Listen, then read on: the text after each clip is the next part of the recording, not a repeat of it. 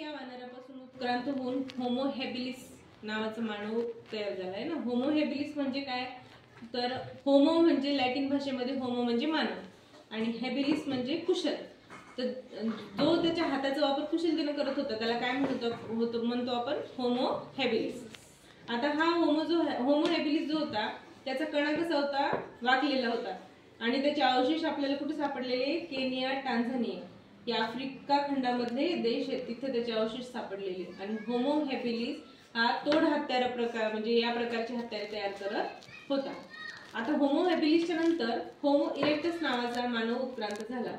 Homo erectus जो होता त्याचा कणा कसा होता, ताठ होता आणि तो समूहामध्ये राहायचा। त्याला अग्नीची ओळख झाली होती, म्हणजे जंगलामध्ये जे वणवे लागायचे ना त्या वणव्यांच्या माध्यमातून त्याला अग्नीची ओळख झाली होती, पण त्याला आग निर्मिती करता येत नव्हतं। आणि त्यानंतर त्यानं कोणत्या प्रकारची हत्यारे वापरली, तर हातकुराढीसारखी हत्यारे त्यानं तयार केली आणि त्याचे अवशेष कुठे सापडतात, तर आफ्रिका, युरोप आणि आशियामध्ये। होमो इरेक्टसच्या नंतर शक्तिमान मानव उत्क्रांत झाला। शक्तिमान मानवाला होमो निअँडरथल असं म्हटलं जातं।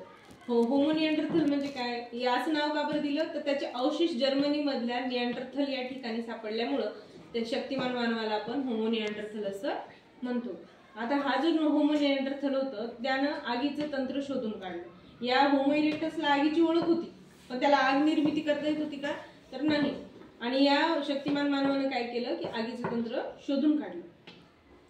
तो जुजबी आवाज काढून काय करायचा, संवाद साधायचा। त्या दफनविधीची पद्धती त्याच्या वेळेस प्रचलित होती आणि त्याचे अवशेष कुठे सापडलेले आहेत, जर्मनीमध्ये निअँडरथल येथे। होमो निअँडरथल पासून होमो सेपियन उत्क्रांत झाला। तर होमो सेपियनचं दुसरं नाव काय आहे, क्रोमॅनॉन मानव।